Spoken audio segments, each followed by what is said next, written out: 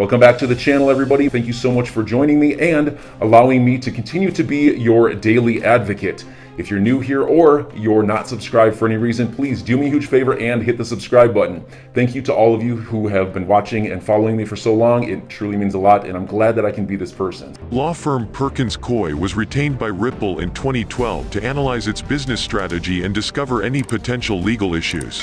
Ripple filed a new proposal in February 2012. After the completion of the legal firm's first investigation, Perkins Coie wrote to Chris Larsen and Jed McCaleb, the co-founders of Ripple, in October 2012 to express concern about the possibility that Ripple credits, also known as XRP, will be classified as a security. The analyst said, there is a risk that Ripple credits will be subject to regulation as prepaid access under the Bank Secrecy Act, which regulates providers and sellers of prepaid access. Even though company and founders do not plan on selling Ripple credits on a retail basis at the time of distribution, Ripple credits may be resold in a secondary market and may therefore fall within the definition of prepaid access, which is access to funds or the value of funds that have been paid in advance and can be retrieved or transferred at some point in the future through an electronic device or vehicle.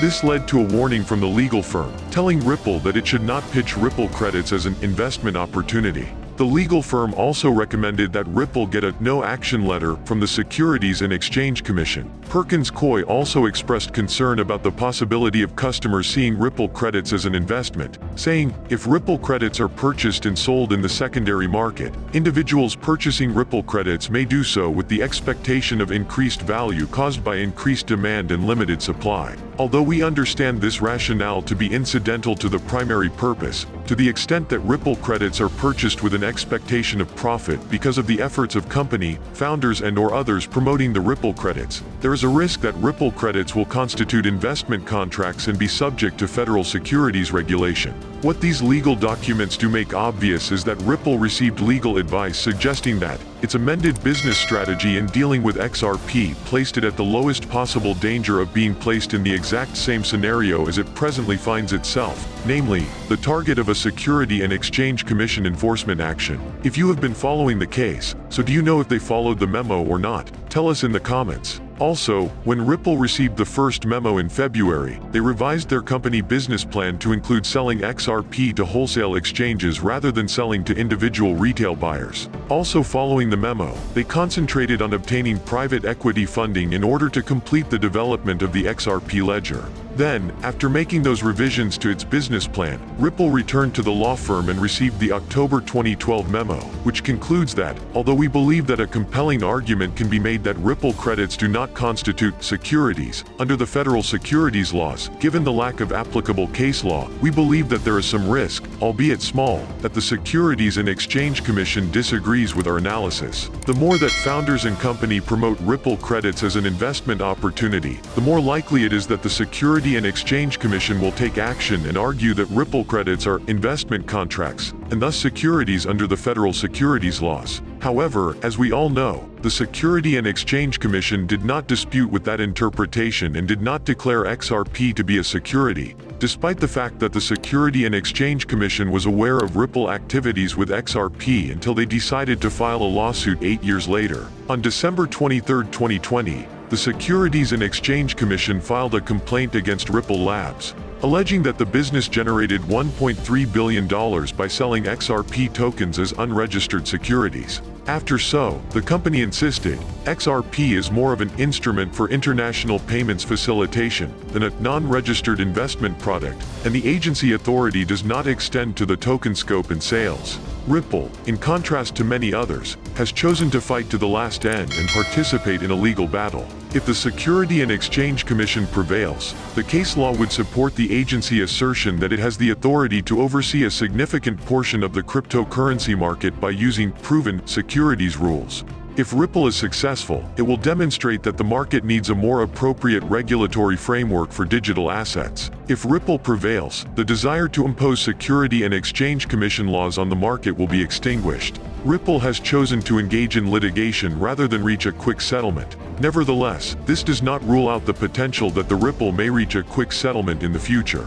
What do you think? Will the lawsuit end in August? Going back to the memo, there is a statement that reads, "We understand that the primary reason for purchasing Ripple credits is to facilitate online commerce, not to engage in speculative investment trading. As such, given the commercial nature here, Ripple credits should not be considered securities." So, Ripple complied with the legal guidance included in the October 2012 memo. Then later in 2018, Director Hinman remarks actually reaffirmed the legality of what Ripple was up to at the time. Additionally, the Security and Exchange Commission never informed Ripple that it was engaging in any criminal activity when the company sought out and discussed its activities with them. All of the advice that Ripple has received up to that time indicated that it was not needed to register with the Securities and Exchange Commission. Until the complaint was filed, Ripple operated on the assumption that it was following the law for 8 years. Well, given all the facts, I think the Security and Exchange Commission is just intimidating Ripple. What do you think? Furthermore, James K. Phelan, a Connecticut-based attorney who has been following the Security and Exchange Commission versus Ripple case, gave his opinions on the legal documents on Twitter. The October memo was more positive, and while it said that there was a small risk that the Security and Exchange Commission could disagree, Perkins Coie concluded that Ripple credits should not be considered securities.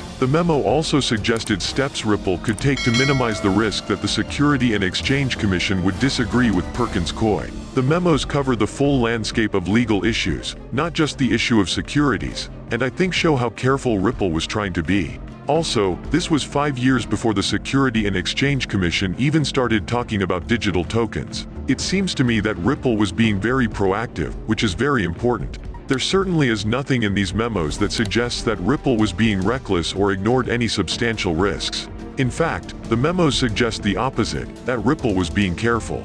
To wrap it up, we have a tweet from Brad Garlinghouse who replies to Stuart Alderoty tweet saying, "The conclusion of these now public 2012 memos is clear. XRP do not constitute securities." The fact that Ripple had the foresight to seek legal advice from a prominent firm in 2012 in the absence of clear case law and 5 years before the Security and Exchange Commission even started talking about digital assets should be applauded. To which Garlinghouse replied, "The truth is out for everyone to read." What we see is that the Securities and Exchange Commission waited 8 years to decide they disagreed with this analysis, decimating thousands and thousands of XRP holders, who they purport to protect in the process. So much for being mission-driven. Make sure to subscribe and give us a thumbs up. Thank you so much for watching. See you in the next video. Kindly note that the prices of cryptocurrencies frequently change, so by the time you watch this video, it might have changed to a whole new value.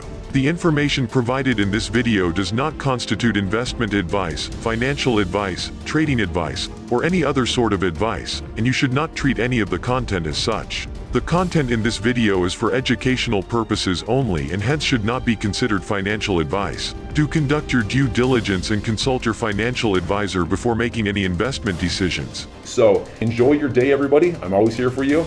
Leave any comments or questions below and be sure to subscribe. But thanks, everybody. I really appreciate you.